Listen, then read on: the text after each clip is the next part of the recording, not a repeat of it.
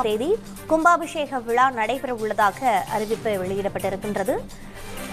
மதுரை மீனாட்சி அம்மன் கோயிலில் செப்டம்பர் 17ஆம் தேதி கும்பாபிஷேக விழா நடைபெற உள்ளதாக அறிவிப்பு வெளியிடப்பட்டிருக்கின்றது. அந்த வகையில் மதுரை மீனாட்சி அம்மன் கோயிலில் செப்டம்பர் 17ஆம் தேதி காலை 7:40 மணி முதல் 8:10 மணிக்குள் கும்பாபிஷேகம் நடத்த திட்டமிட்டிருப்பதாகவும் தகவல் கிடைக்கப்பட்டிருக்கின்றது. இந்த கும்பாபிஷேக விழாவை முன்னிட்டு மாவட்ட ஆட்சியர் நிஷாந்த் கிருஷ்ணா தலைமையில் முன்னேற்பாடு பணிகள் குறித்த ஆலோசனை கூட்டம் என்பது நடைபெற்று வருகின்றது. கூடுதல் தகவல்களோடு இணைப்பில் இருக்கிறார் எமது செய்தியாளர் நாகேந்திரன். செப்டம்பர் மாதத்தில் மீனாட்சி அம்மன் கோயில் கும்பாபிஷேகம் நடைபெற இருக்கக்கூடிய வேளையில் இந்த ஆலோசனை கூட்டத்தில் யார் யாரெல்லாம் கலந்து கொண்டிருக்கின்றார்கள், என்னென்ன விவகாரங்கள் குறித்து ஆலோசிக்கப்பட்டு வருகின்றது, பதிவு பண்ணுங்க.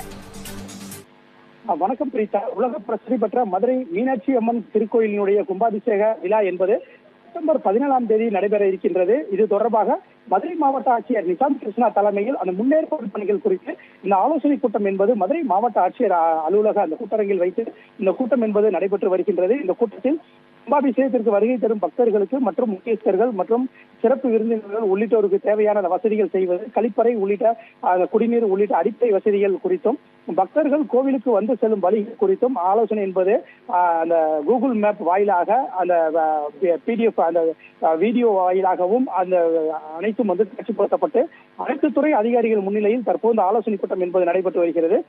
குறிப்பாக பார்த்தோம்னா இந்த ஆலோசனை கூட்டத்தில் மதுரை மாநகராட்சி ஆணையர் கௌரவ்குமார், மதுரை மாநகர காவல் ஆணையர் ராஜேந்திரன், மதுரை மாவட்ட காவல் கண்காணிப்பாளர் தேவநாதன், மதுரை மாவட்ட வருவாய் கோட்டாட்சியர் வருவாய் அலுவலர் வந்து அன்பழகன், இந்து சமய அறநிலைத்துறையினுடைய மதுரை மீனாட்சி அம்மன் கோயிலுடைய இணை ஆணையராக இருக்கக்கூடிய செல்லத்துறை மற்றும் வருவாய்த்துறை அதிகாரிகள் மற்றும் போக்குவரத்துறை உள்ளிட்ட பல்வேறு துறை அதிகாரிகள் இந்த ஆலோசனை கூட்டத்தில் பங்கேற்றிருக்கிறார்கள். இந்த ஆலோசனை கூட்டத்தில் முக்கியத்துவம் வாய்ந்ததாக ஒரு தகவல் என்பது தற்போது உறுதி செய்யப்பட்டிருக்கிறது. அது என்னவென்று பார்த்தீங்கன்னா, உலக பிரசித்தி பெற்ற மதுரை மீனாட்சி திருக்கோயிலுடைய கும்பாபிஷேகம் வருகின்ற செப்டம்பர் 17ஆம் தேதி நடைபெறுவது உறுதி செய்யப்பட்டிருக்கிறது.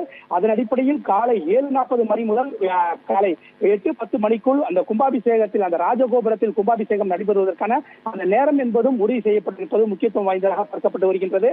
மதுரை மீனாட்சி அம்மன் திருக்கோயிலுடைய அந்த கும்பாபிஷேகம் செப்டம்பர் 17ஆம் தேதி நடைபெறும் நிலையில் அந்த கும்பாபிஷேகத்தை முன்னிட்டு கும்பாபிஷேகத்தை காண்பதற்காக கோவிலுக்குள் வந்து 11,000 பேரை வந்து அனுமதிப்பதற்கான பல்வேறு அந்த ஏற்பாடுகள் என்பது செய்யப்பட்டிருப்பது தொடர்பாக மீனாட்சி அம்மன் கோயிலுடைய இணை ஆணையர் செல்லத்துறை வந்து இது தொடர்பான அந்த வீடியோ காட்சிகளை ஒளிப்பதிவு செய்து மாவட்ட ஆட்சியர் மற்றும் மாநகராட்சி ஆணையர், காவல்துறை ஆணையர் உள்ளிட்டோருக்கு வந்து அந்த காட்சிகள் வாயிலாக அதனை வந்து தெளிவுபடுத்தி வருகிறார்.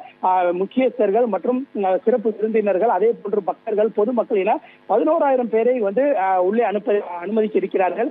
குறிப்பாக பார்த்தோம் என்றால் அம்மன் சன்னதி, சுவாமி சன்னதி, புற்றாமரை குளம், அதே போன்று அந்த ஆயிரங்கால் மண்டபம் உள்ளிட்ட அந்த கோவிலுடைய வளாகத்தில் இருக்கக்கூடிய முக்கியமான அந்த பிரகாரங்களில் பக்தர்கள் மற்றும் முக்கியஸ்தர்கள் மேலே வந்து அவர்கள் இருப்பதற்கு தேவையான அந்த வசதிகள் என்பது எந்தெந்த வழியாக யார் யார் வர வேண்டும், கிழக்கு கோபுரம் வழியாக வந்து எந்த வழியாக செல்ல வேண்டும், அதே போன்று மேற்கு கோபுரம் வழியாக வந்து சுவாமி சன்னதி செல்வது, அதே போன்று தெற்கு கோபுரம் வழியாக வந்து அம்மன் சன்னதி செல்வது உள்ளிட்ட பல்வேறு தேவையான வசதிகள் என்பதை மேற்கொள்ளப்பட்டு வருகின்றது. மேலும் வரக்கூடிய பக்தர்களுக்கு எந்த விதமான இடையூறும் இல்லாத வகையில் அவர்களுக்கு தேவையான வசதிகள் செய்வது தொடர்பாகவும் மதுரை மாநகர காவல் ஆணையர் ஆணையர் அவர்கள் தலைமையிலும் ஆலோசனை என்பது நடைபெற்று வருகிறது.